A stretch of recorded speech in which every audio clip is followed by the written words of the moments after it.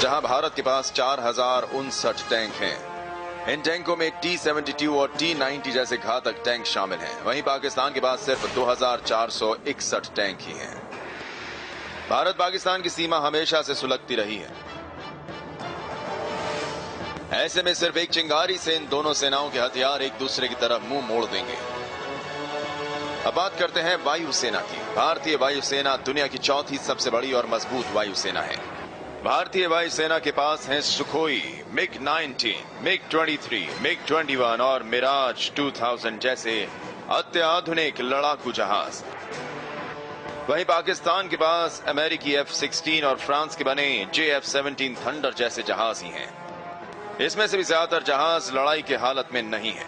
अब बात करते हैं नौसेना की। लड़ाई के इस मुकाबले में भारत नेवी का कोई मुकाबला नहीं। पूरे दक्षिण एशिया में सिर्फ भारत ही है जिसके पास विमान वाहक पोत हैं। इस पोत का नाम विराट है। भारत के पास 16 पनडुब्बियां हैं तो पानी के अंदर रहते हुए पाकिस्तान पर कहर बरपा सकती हैं। पाकिस्तान के पास सिर्फ 8 हैं। इन तीनों सेना के अलावा भी भारत और पाकिस्तान के पास मिसाइल ब्रिगेड है।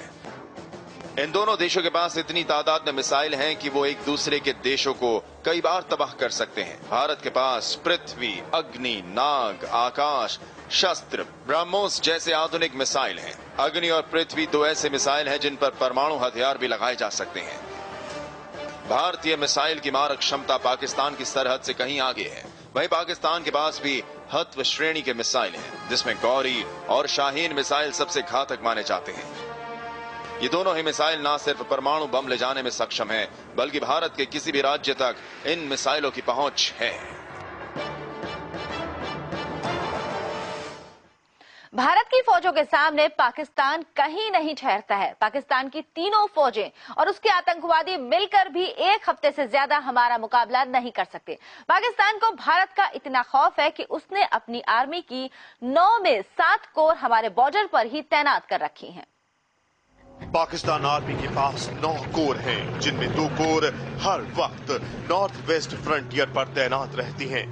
9 में से बाकी 7 कोर पाकिस्तान ने भारत की सीमा पर तैनात कर रखी हैं।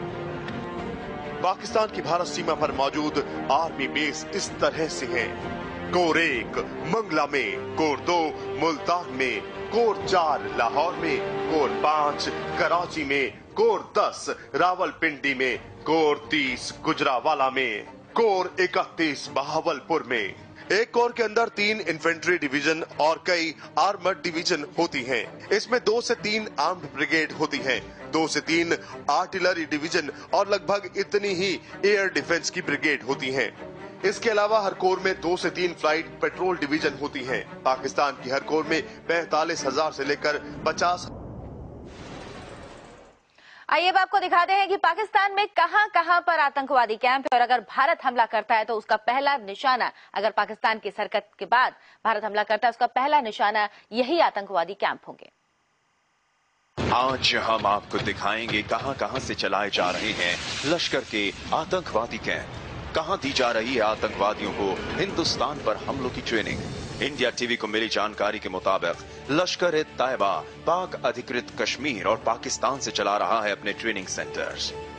यानी कि लश्कर के लड़ाकों को जो ट्रेनिंग मिल रही है उसके 2 मुख्य केंद्र हैं, एक पाकिस्तान और दूसरा POK यानी कि पाक अधिकृत कश्मीर। सबसे पहले हम आपको बताते हैं पाकिस्तान के वो कौन से ठिकाने हैं जहां दी जा रही है लश्कर के आतंकवादियों को ट्रेनिंग। पूरे पाकिस्तान में कई जगह फैले हुए हैं ये आतंकवादी कैंप्स।